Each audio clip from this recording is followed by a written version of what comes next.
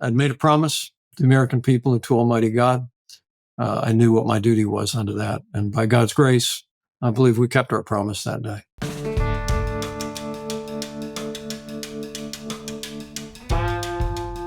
Hello, this is Russell Moore, and you're listening to The Russell Moore Show, brought to you by Christianity Today.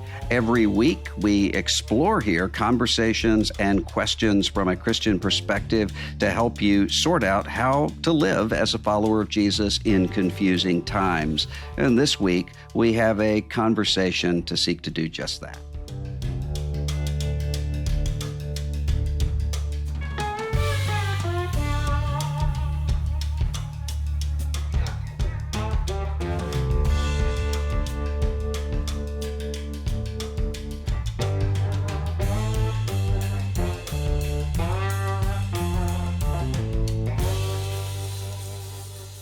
With us today is Mike Pence, the 48th Vice President of the United States.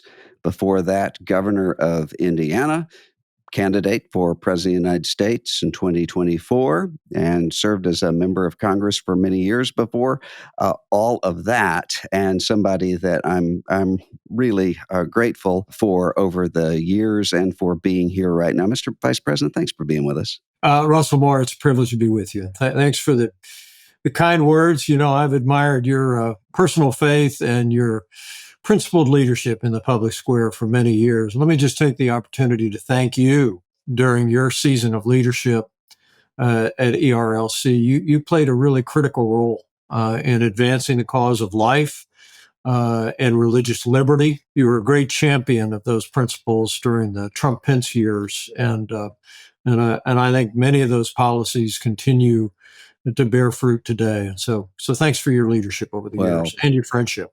Well, thank you. I remember the first time that I ever met you was after a controversy over religious freedom that happened in the state of Indiana.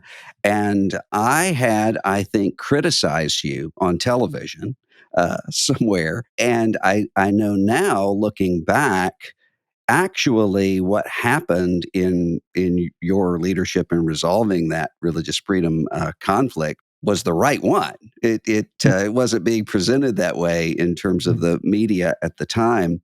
But I remember you're calling me without any defensiveness or argumentativeness and just talking about religious freedom. And I admired that from the very beginning in 2014, and it wasn't long until I could see you were right on that one and I was wrong. Well, Russell, the chapter of my autobiography that came out a couple years ago on that season of service was lessons learned defending religious liberty, and there were lessons learned along the way. But I will tell you, it's a source of great comfort to me as we've seen the culture changing on core values, particularly the definition of marriage in the law, that we now have a majority on the Supreme Court that has, in one case after another, made decisions really reaffirming that First Amendment right to the freedom of religion. I think of the Coach Kennedy case. I think of a number of other cases. And it gives me great confidence as we go forward that however the culture changes, that the right of Americans to live, to work, to worship in a manner consistent with their faith and conscience will be preserved by this majority of the Supreme Court, I trust, for generations to come. You know, you have often said that you are a Christian first, conservative second after that. You were, as we were recording this just yesterday, at the funeral of President Carter. I think most of the nation watched this, a really remarkable scene where you see people who are not normally together, high-powered power brokers in Washington, all seated there to think about mortality. I mean, even with President Carter, 100 years old. Do you think that really does hit people in a moment like that? Because one would think that being at those levels of power, that there would be a sense of thinking of oneself as immortal and invulnerable. Well, I was speaking to a good friend in Indiana this morning who said the very scenes at that funeral yesterday, he said gave him hope. A reminder that we all are here for a time. And as Americans, that there will always be more that unites us than could ever divide us, even in these highly divided times and the strong differences between the parties. I think that I hope that yesterday they saw the comedy reflected, and for us, it was a privilege to be there. At one point, I turned to one of my predecessors, another man from Tennessee, Vice President Al Gore, and I said, I said, sometimes it's hard for me to believe that God put me on one of these rows. And I meant that. It was a privilege to be there. And also to remember the life and service of our 39th president. I met President Carter in 2015 when I was governor of Indiana. He and I both spoke at the funeral of Theodore Hesper, the longtime leader and president of Notre Dame. And I remember when I saw President Carter in the green room, Russell, I said, I hope it doesn't offend you that not only have I respected you throughout your life and your service, but I actually also voted for you. And it surprised him more than a little bit. My story is I started in politics as the Youth Democrat Party coordinator in my hometown. After I came to Christ in 1978, I was greatly heartened that there was a born-again Christian serving in the White House, and readily supported President Carter. But when I heard the words and the voice and the conviction of the 40th President of the United States, I joined the Reagan Revolution and never looked back. But I'll always cherish having had the opportunity to thank President Carter. He and I would differ over the course of his life and the course of my career in the ensuing decades on many issues at home and abroad. But I believe he was a man of integrity, and the way he spoke plainly about his faith in Jesus Christ, I think was a blessing to the nation. As I was looking at the row of vice presidents there, you mentioned Vice President Gore. I was thinking about how there was kind of a persona that was assigned to many of them that often just wasn't true. I mean, I think of with Dan Quayle, for instance, there was for a long time, he's dumb, and the potato spelling. And actually, I mean, people who know Vice President Dan Quayle, he's a very smart person.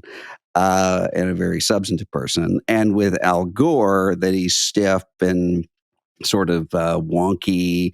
And people who know Al Gore know he can be hilariously funny and an impassioned speaker at times, and so forth. What do you think is the kind of the persona about you that maybe is wrong in people's minds? Well, how much time do we have? No, look, when you take the job of vice president, particularly vice president of the United States, for me, it was always about understanding the role and practicing humility and orientation to authority.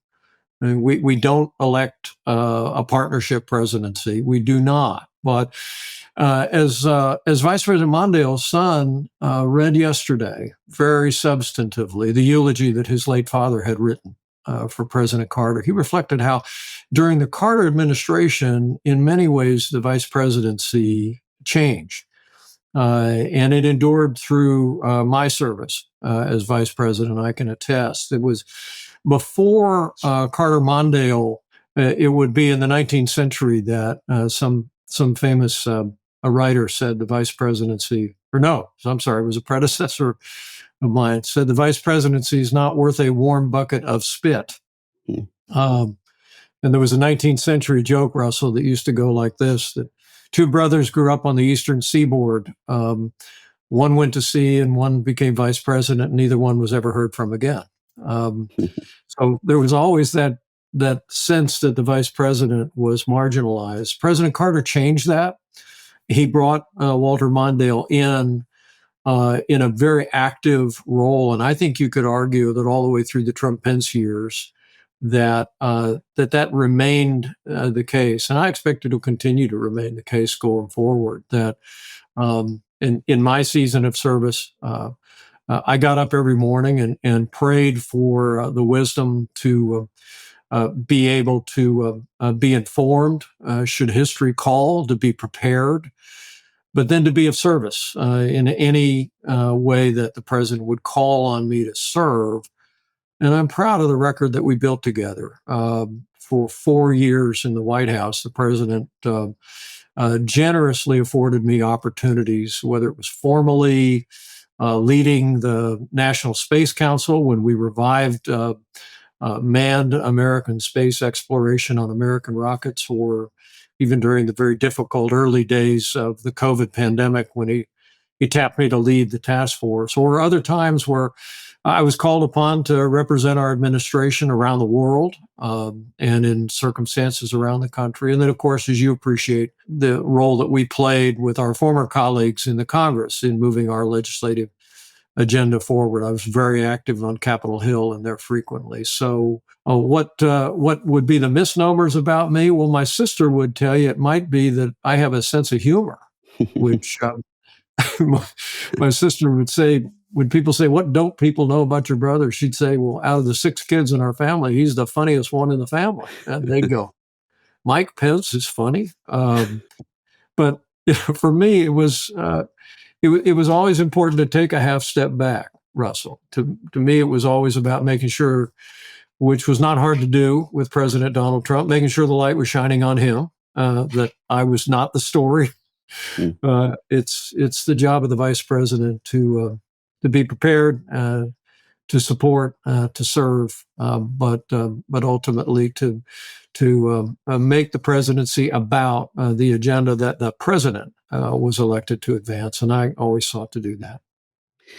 I'm not sure that you have seen this since you've been at the funeral and now back in Indiana, but there's an internet meme going around of Mrs. Pence at the funeral, who did not seem to be very enthusiastic to see President Trump.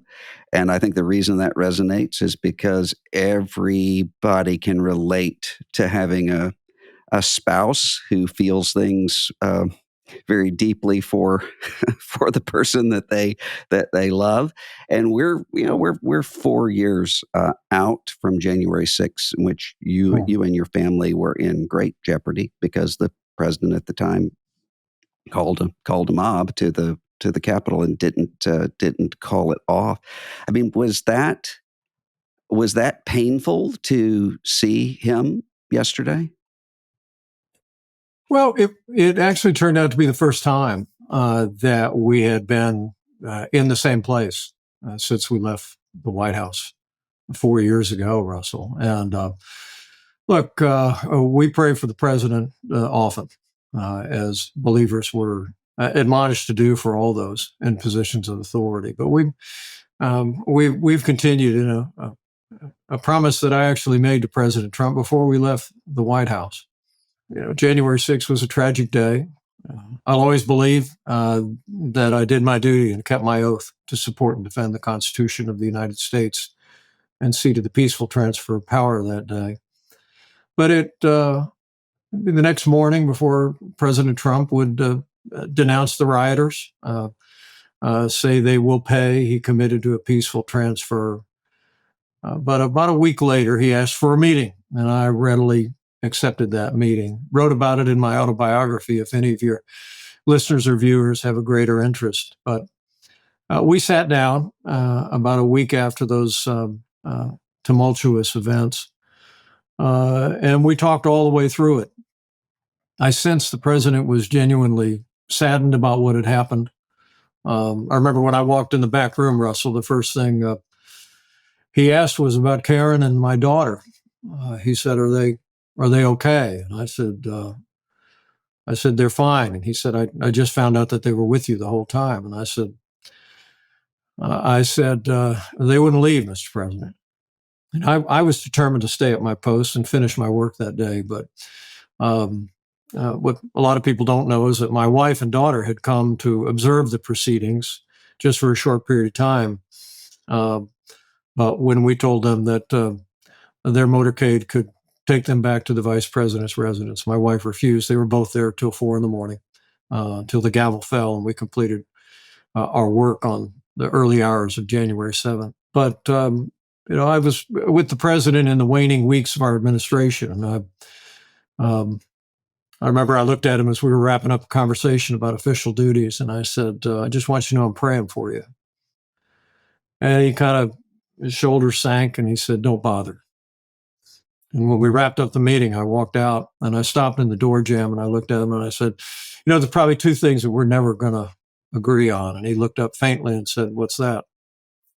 And I said, "Well, we're probably never going to agree on what my duty was under the Constitution on January 6th. And then I said, and I'm never going to stop praying for you." And he looked up at me, Russell, and he said, "That's right, Mike. Don't ever change." And, we prayed for him often in the months and years that have followed. But the opportunity to speak to the president yesterday is something that I appreciated. I welcomed. He greeted me when he came down the aisle. I stood up, extended my hand. He shook my hand. I said, "Congratulations, Mr. President." And he said, "Thanks, Mike." And the First Lady reached out her hand, and I gripped her hand. You'll have to ask my wife about her posture, but we've been married 44 years, and she loves her husband, and her husband respects her deeply. But I welcome that moment, and I've really been blessed at how much I've heard from people around the country who saw that handshake, and in that handshake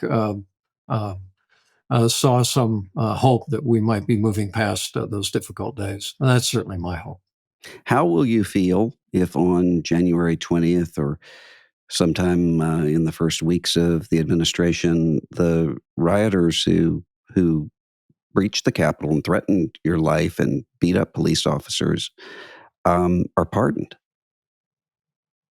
Well, I've had pardon authority. I've been a governor. And it's something that I always took very seriously and only used on a limited basis. I always thought that it's important that there be contrition for people that are applying for a pardon. For people that were caught up in that moment and did no violence, but found themselves swept into the Capitol, I understand.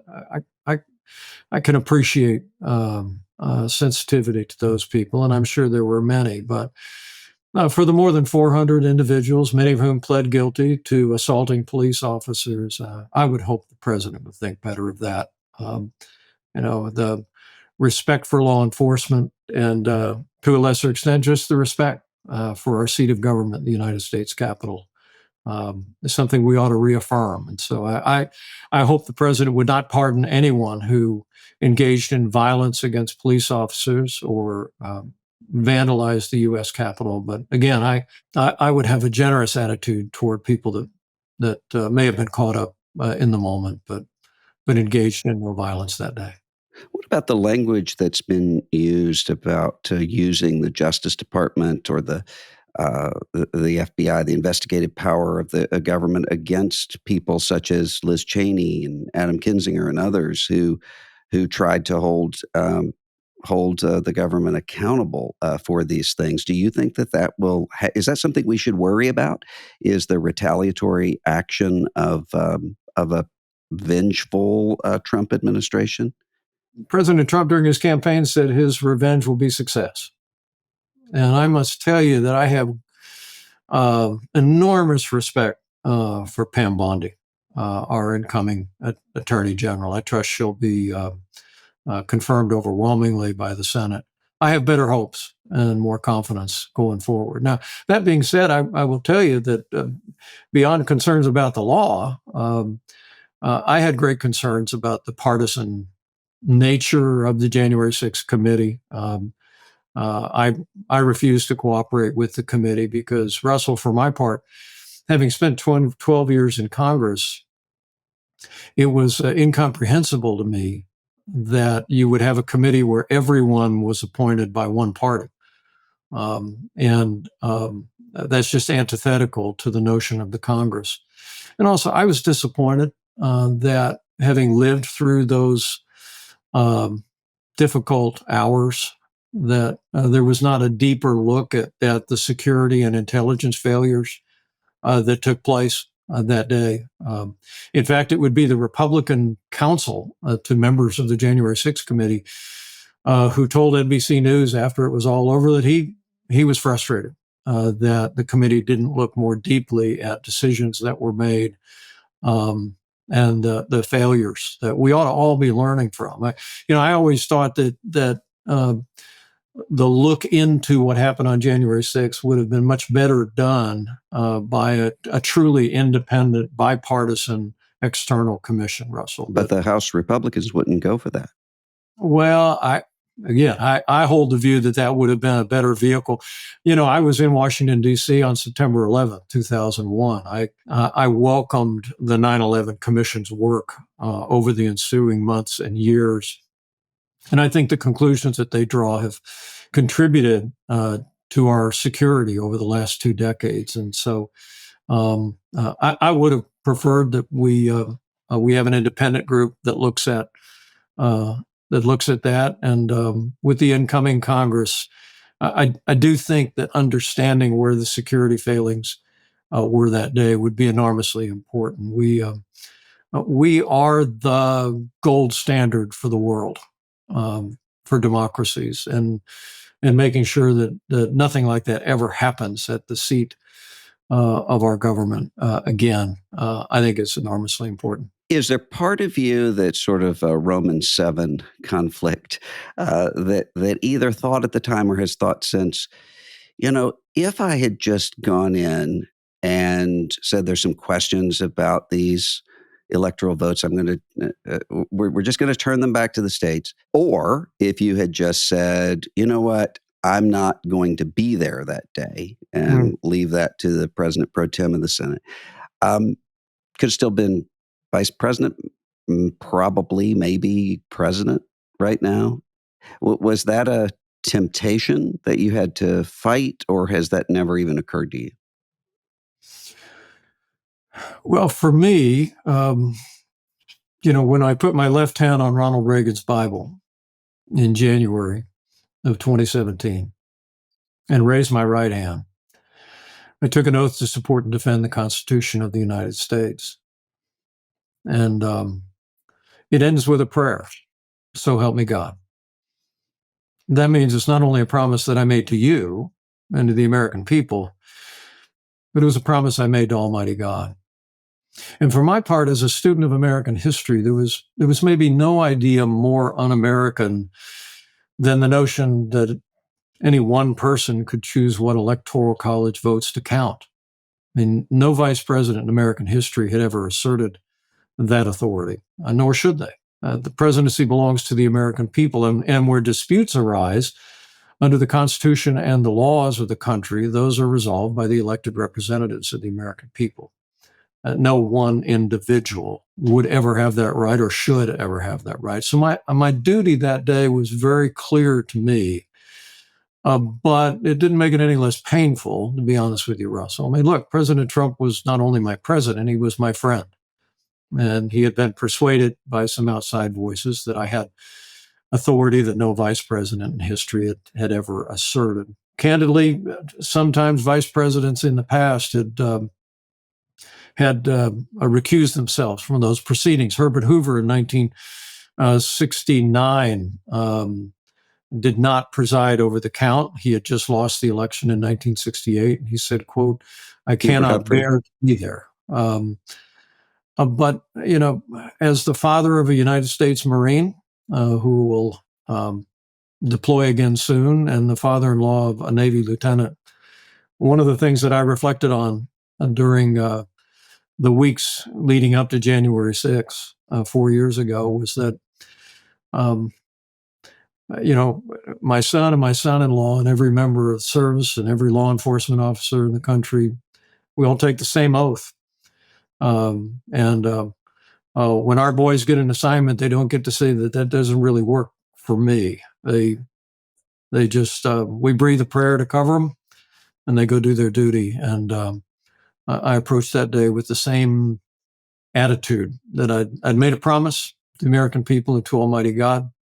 I knew what my duty was under that. And by God's grace, I believe we kept our promise that day. Almost no one in the world will ever serve in a situation of being vice president of the United States, or governor or member of Congress. Very, very few people do that. But there are a lot of people who have to work with or for some with whom they're very different in terms of background and so forth.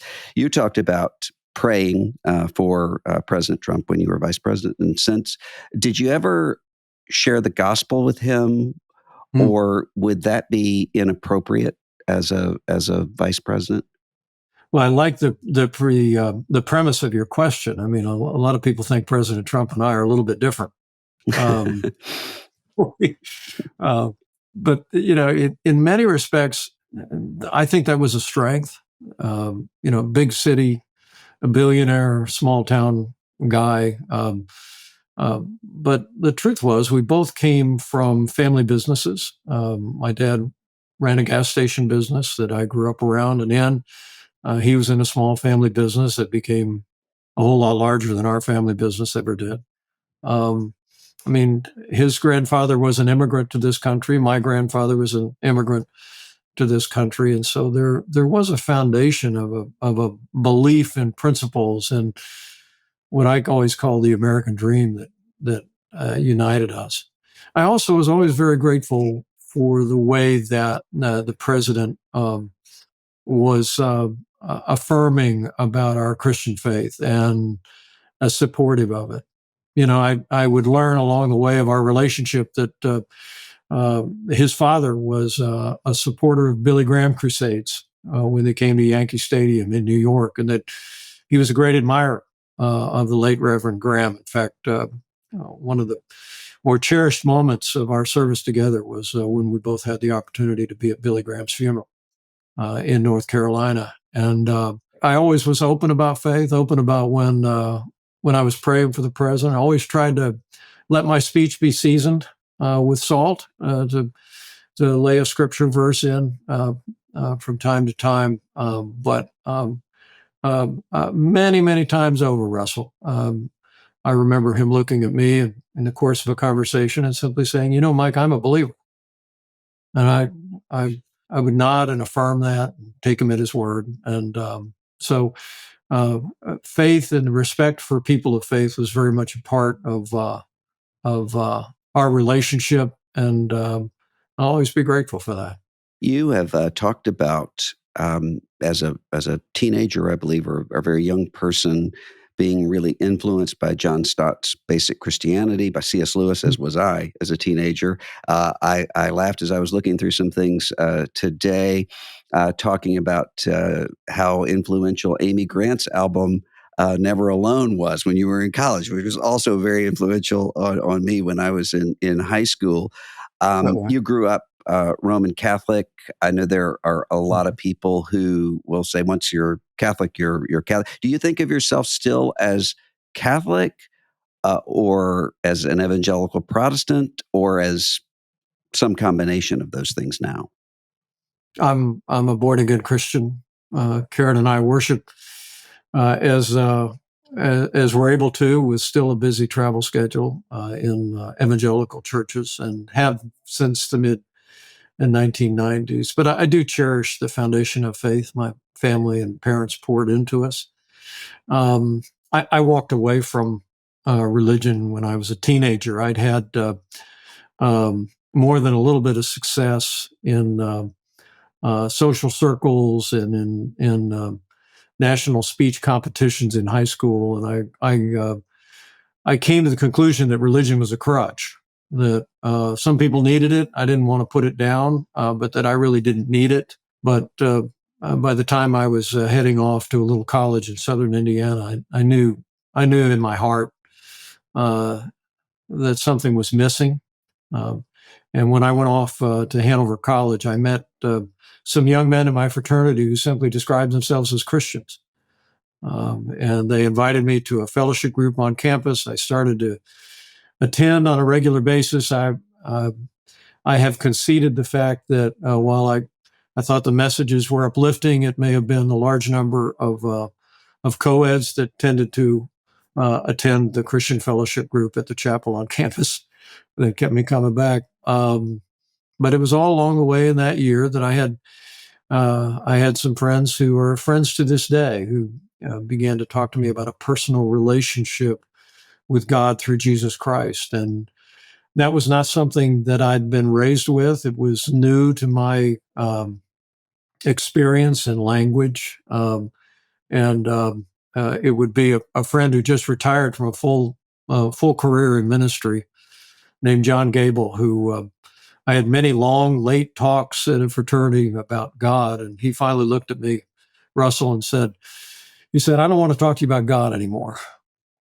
He said, if you'll sit down and read the book of Mark cover to cover, then I'll talk to you about the guy in that book. Mm. But I don't want to talk about whatever you think God is. I want to talk to you about him. And I took up that challenge. And, the Jesus that I encountered just reading through the book of Mark, which I was able to do in one sitting, and any one of your viewers or listeners could do it in one sitting, was different and convicting. And the Lord got a hold of me. And it would be in the spring of 1978 at a Christian music festival that I attended that I heard an invitation to go forward after hearing 2 days of preaching and Christian music. But I didn't go down because I'd become intellectually convinced of the truth of Christianity. It was more, I remember feeling that my heart was just broken with what had been done for me on the cross. And I got up and I walked down and I prayed a prayer with a volunteer pastor, and it changed my life forever. And so that would lead us to, by the time our kids came along, to worshiping in an evangelical church. But as you started our conversation, people that try and figure me out ought to just know I'm first and foremost a Christian, then a conservative, then a Republican, in that order. One of the things that you've been very engaged with over your entire career is the life issue, which you mentioned earlier, with abortion. Roe versus Wade, of course, is gone now. It's a state-by-state issue right now. And yet some reports are showing abortion rates actually going up. What can we do in terms of persuasion? And does it worry you that some of the controversies coming out of the states, controversies about in vitro fertilization and those sorts of things, might be counterproductive? How should a person think about that going forward so that we don't lose another generation in kind of backlash to the pro-life movement? Well, first, I want to thank you personally, Russ. And I know the people all across the country that appreciate your leadership for what they and you did over 50 years, and never rested, never relented, never gave up on the cause of the unborn. And I must tell you, to have been vice president in the administration that appointed 3 of the justices that sent Roe versus Wade to the ash heap of history is something that I'll cherish for the rest of my life. But as I said, as the Dobbs decision was approaching, I said, it's important to remember that we haven't come to the end of the cause of life. We've come to the end of the beginning. That in a very real sense, what we were able to achieve together through prayer and quiet vigils outside of abortion clinics and people attending in the bitter cold, the March for Life that I'll be back to in a week, is an opportunity to return this question to the American people, which in 1973, Justice Blackmun's decision and the court's decision to take away this question from the American people was, I think, antithetical to the constitutional order. And the court ultimately, 5 decades later, recognized that. But now it's incumbent on us to seize every opportunity to make the case for life. And my concern has been that there's been a push in the Republican Party to marginalize the right to life. That's why I've appreciated your strong stand, Russell. But it's when I was running for president in 2023, a number of the other candidates, including my old running mate, were now speaking that abortion is now exclusively a state issue. But the truth is, when the Supreme Court overturned Roe versus Wade, they returned to the question of abortion, not just to the states, but to the states and the American people. And the American people elect presidents, they elect Congresses, they elect senators. And I think it's important on us at every level to seize every opportunity to advance protections for the unborn, advance support for women facing crisis pregnancies, and ultimately advance a culture of life. And so, for my part, whatever the Lord has for us in what remains of my life, we're going to continue to champion the cause of the unborn. And I honestly, I will tell you this: this comes really from my heart. I actually think the destiny of this country is directly tied to whether we restore the sanctity of life to the center of American law. I mean, in that Declaration of Independence, there was those timeless words that we were forming a nation on the principle that we were endowed by our Creator with certain inalienable rights. And the first right that they recited was the right to life. And so I honestly think that Henry Hyde told me one time, Russell, on the floor of the House during his last year in office. Henry Hyde was a lion of the right to life. He authored the Hyde Amendment that prevented taxpayer funding for generations from supporting abortion.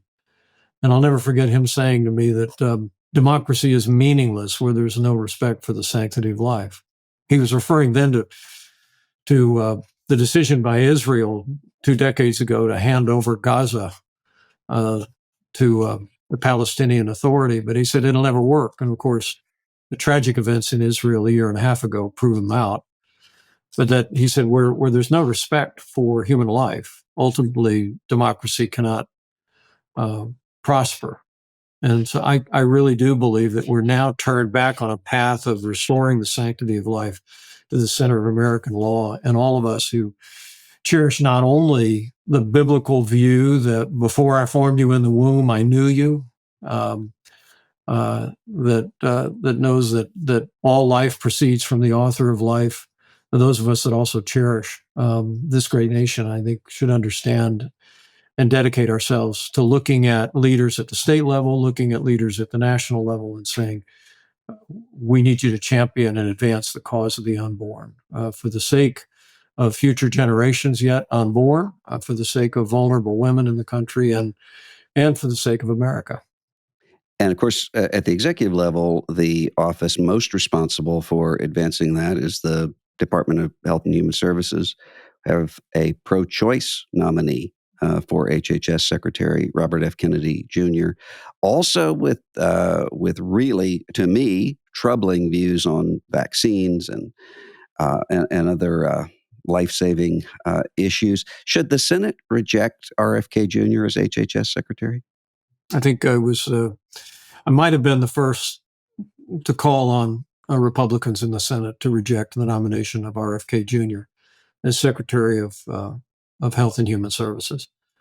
You know, there are many aspects of the government that bear upon the issue of life, none more important than health and human services. It was one of the reasons why during our transition in 2016 and 2017, all of our candidates, first and foremost, were supporters of the right to life. Ultimately, our nominee, Secretary Tom Price, would move forward and advance the cause of life. And we made great progress. As you know, you were directly involved in a number of those issues through administrative action. But I understand that people's desire to defer to the incoming president and the team that he has around him. But there's a reason why our founders gave the Senate the authority to advise and consent. It's the ability to help shape an administration and in some respects serve as guardrails around what the American people voted for. And I would just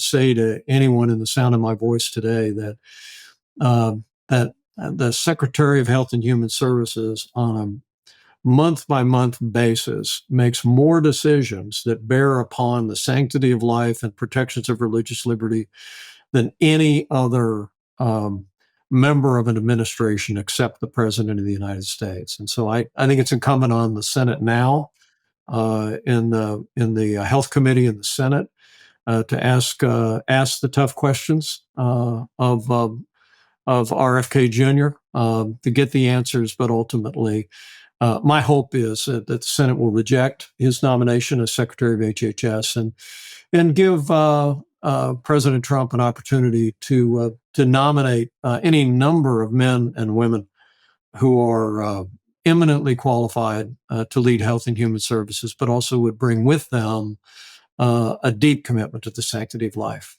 Would you say the same for, given another very important issue that you've been strong on, Ukraine and Russian aggression against Ukraine and ultimately against all of Europe? Tulsi Gabbard is nominated to be Director of National Intelligence. Very concerning track record with support for many things that Putin and Assad and others have done. Should the Senate reject her nomination as well? I think the Russian unprovoked invasion in Ukraine was a travesty. My wife and I traveled there a month after the initial invasion. We went to a relief center with a Christian missions group called Samaritan's Purse. We saw literally thousands of women and children of every age fleeing for their lives with whatever they could take of their earthly possessions on their back or being towed behind them. In 2023, I thought this move towards some isolationist thinking in the Republican Party was so perilous that as a candidate for president, Russell, I traveled to Kiev and met with soldiers. I met with President Zelensky. And thanks for acknowledging. I've been a very strong supporter of U.S. military support for Ukraine to repel that invasion.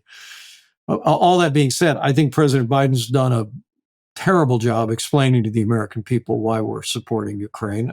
For all the world, every time he'd given a speech on it, he'd talk about these broad themes about defending democracy. And look, I don't know that Ukraine is any paragon of democracy. We call them out regularly on issues of corruption as they continue to work their way away from the Soviet era of years ago.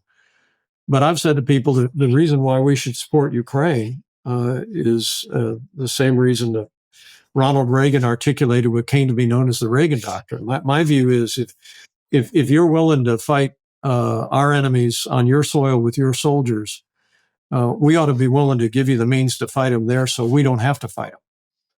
It's really that simple. Because I've met Vladimir Putin. I've looked him right in the eye. And I've read what he's written and spoken over the last 20 years. I know what his ambitions are in Eastern Europe.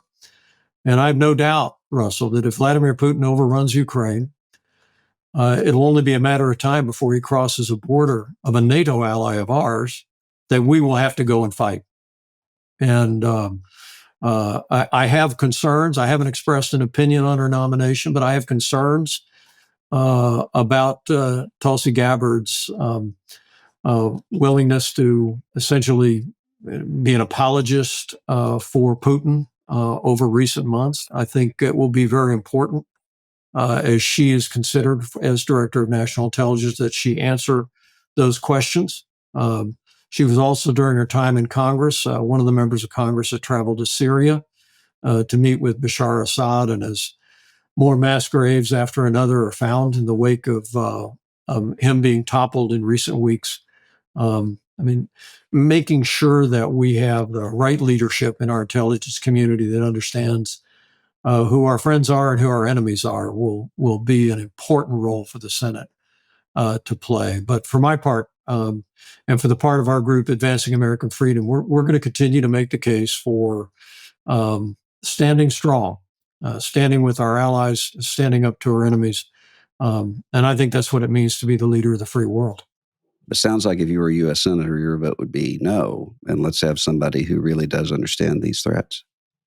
from a pro-American Well, perspective? I want to, as I said, I haven't expressed an opinion Yeah. other than my belief that RFK Jr. is the wrong choice for HHS. But I would say on this program, I have concerns about Tulsi Gabbard taking the role of director of national intelligence. It's important that people remember, and I was there when the Congress created um, the director of national intelligence. It was in the wake of September 11th. It was an effort to put one person over the top of CIA and FBI and defense intelligence agencies and make sure that what happened on 9/11 wouldn't happen again. And that was that you would have someone that was looking at everything and making sure that the intelligence was being properly shared. It's an enormously important role, and it'll be important.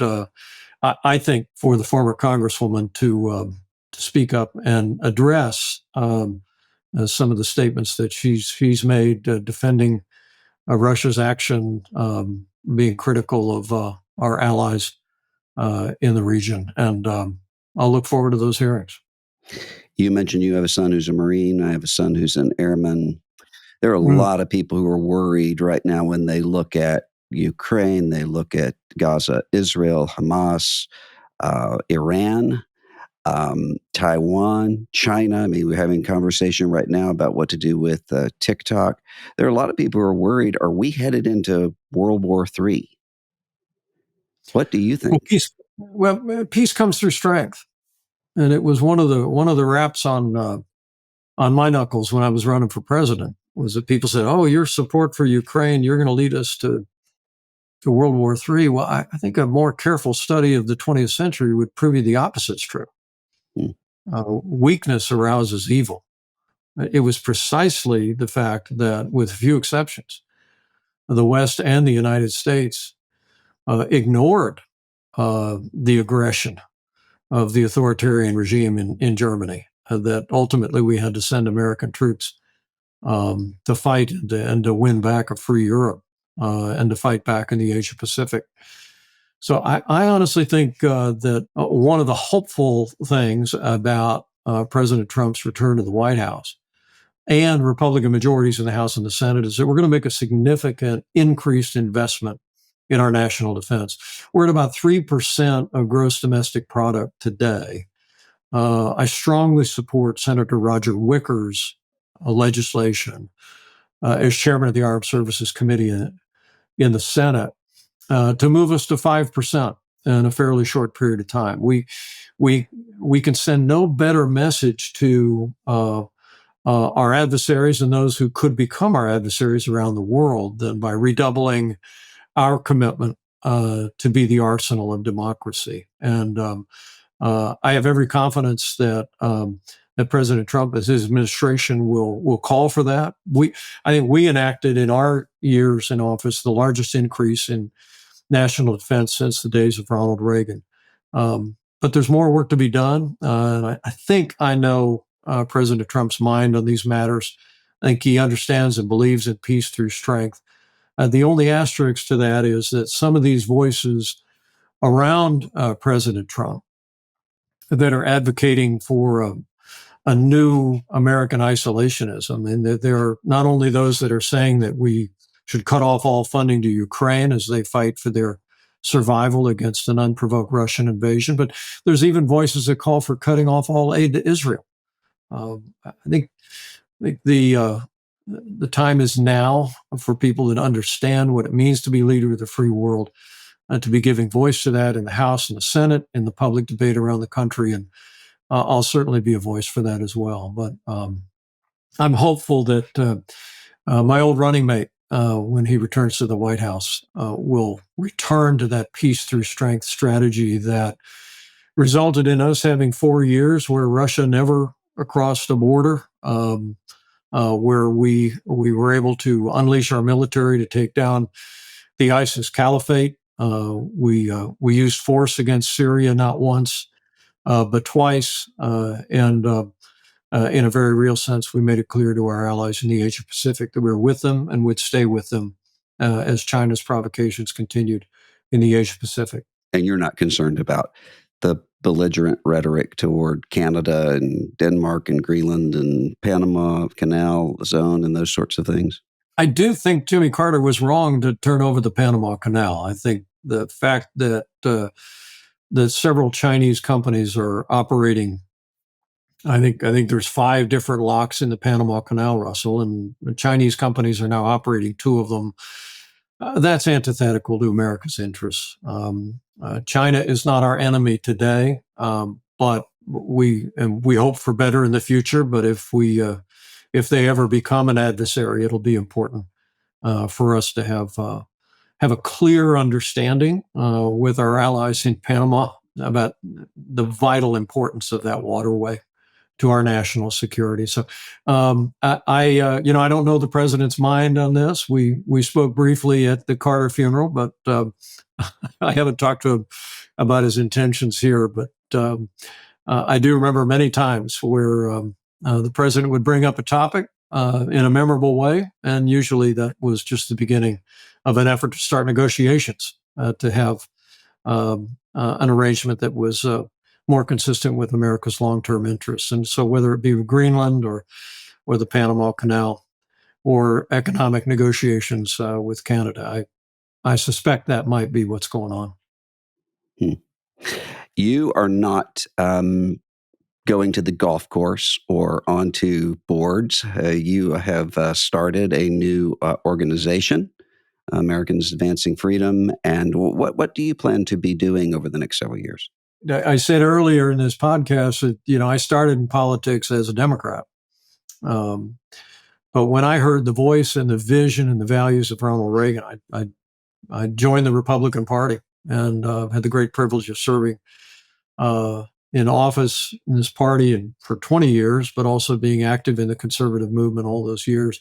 And that's what we're championing. I really do believe that whatever it sounds like at the top these days, or voices around the top, that the overwhelming majority of people that vote Republican, and that includes Republicans, independents, and some Democrats, is a belief in a strong national defense, American leadership in the world, in limited government, fiscal responsibility, and free market values, a commitment to the right to life, to religious liberty, and traditional family. I really do believe that those principles and values need to continue to be articulated in our party. And advancing American freedom, which people can find easily on the internet or on X, it's at American Freedom. They can keep track with our records, and they'll know that I'm going to continue to use whatever notoriety I have remaining from my years in public life to give voice to that mainstream, traditional, conservative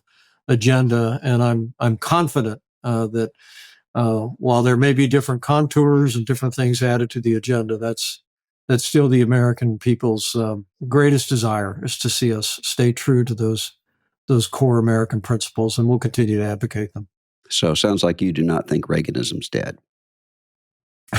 Not in the least, although I would tell you, I met President Reagan when I was a candidate in 1988, and I was struck more by his humility than any other aspect of his character. I had the chance sitting in the Blue Room with him to look him in the eye, and I said, Mr. President, I was 29 years old, Russ.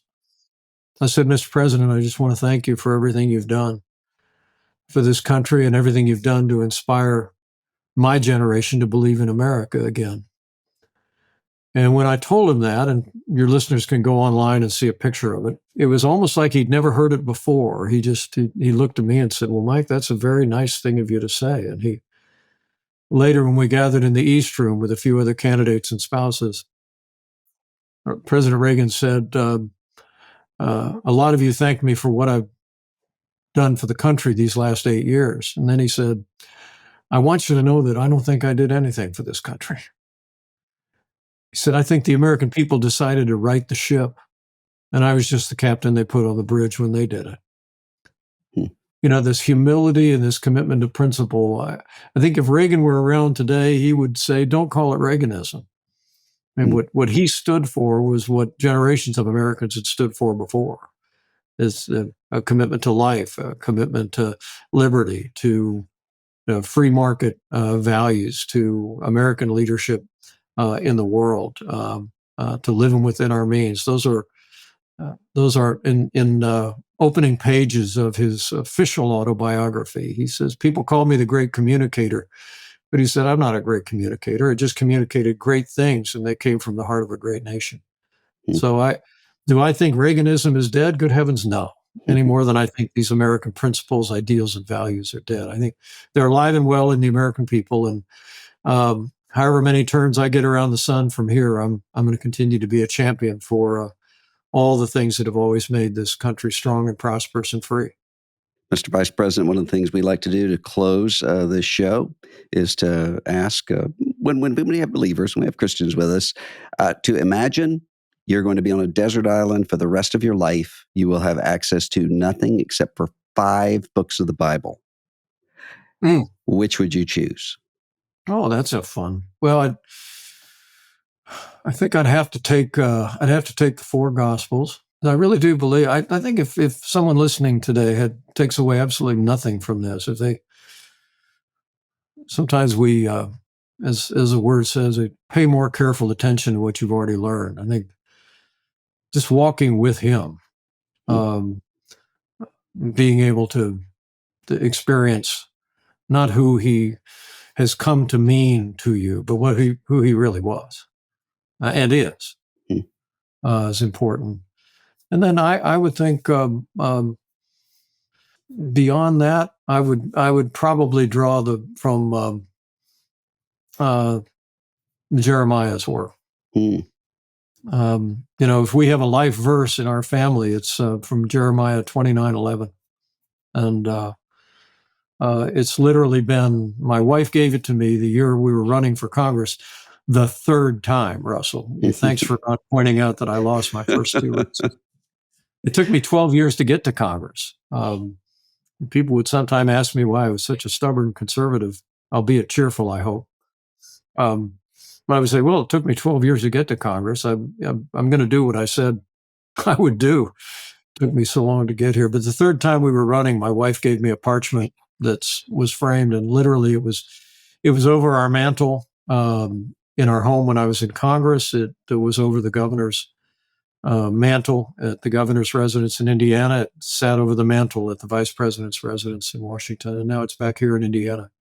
And it simply says, "For I know the plans I have for you, plans to prosper you and not to harm you, plans to give you hope and a future." And I think I'd want to make sure that those words went with me on the desert island, along with those 4 Gospels that sustain us to this day.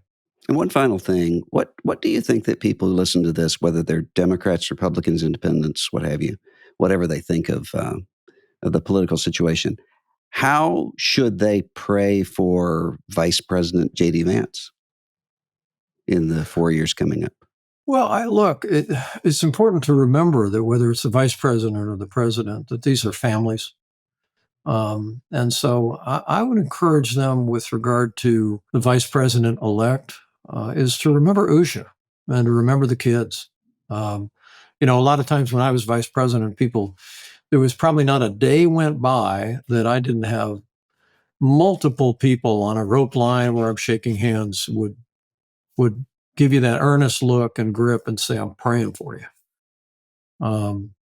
And I almost invariably would say, "We just pray for my family." And they'd go, and you could tell it was a fresh thought. Because, whether it be my beloved wife it'll be 44 years this year, whether it be our kids who are all in public service to this day and 2 of their families in the military, whether it be our 4 perfect grandchildren, we've been blessed. And our new vice president has a young family, and they will serve together as a family. And so we certainly have been praying for JD and Usha and wish them every success. And I would encourage all your listeners to don't just remember that elected official in your prayers, but remember their families because they serve as a family.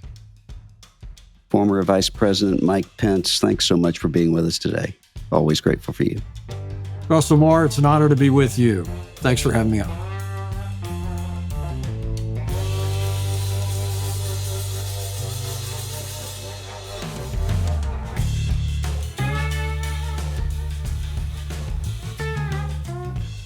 The Russell Moore Show is a production of Christianity Today.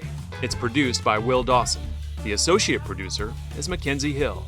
This episode was mixed by Kevin Morris with video production by Abby Egan. Theme music by Lennon Hutton. Eric Petrick and Mike Cosper are the executive producers of CT Media Podcasts, and Matt Stevens is our senior producer. If you enjoyed this episode, please leave us a rating and review to help more people find the show. Thanks for listening.